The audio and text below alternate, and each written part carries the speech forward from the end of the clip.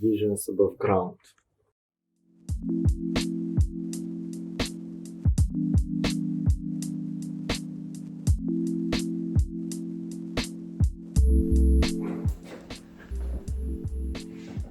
Și o să iau aici axe.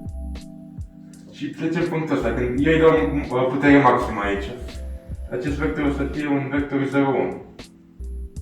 Aici o să fie radical din 3 pe 2 și 1 pe 2. Ok. Da. Aici am de 30. Da. Și aici am de 90 și fac 120 și tot așa. Fiecare vector unde rămâne să ne ducem, care o să fie inputul nostru X robot, Y robot, da?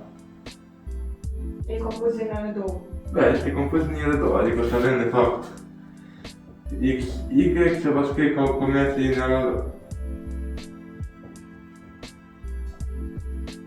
din Radical din 3 pe 2, 1 pe 2.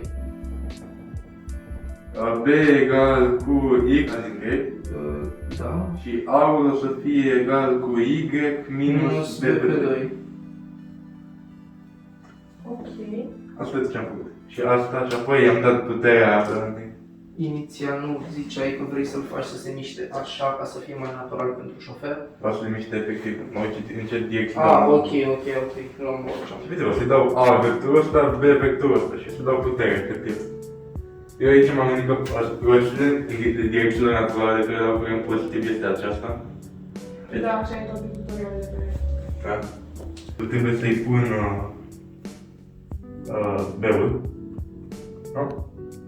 B-ul. Deci, ăsta e A-ul și ăsta e B-ul. Nu, gen, A-ul este, A-ul e chestia asta plus B-ul e chestia asta. Ok. La scriptul cel mai dubios că ea și nu stea și din asta, de asta am început cu ăsta și apoi cu ăsta.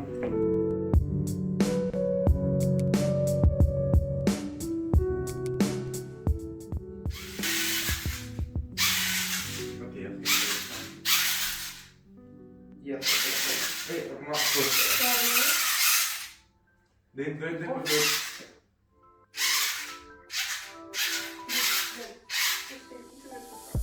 De pe o diagonală, să vedem cum e. Doar pe un joystick.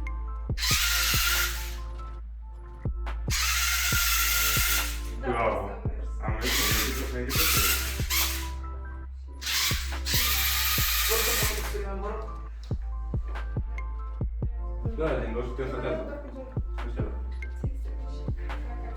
Dar pe măcar am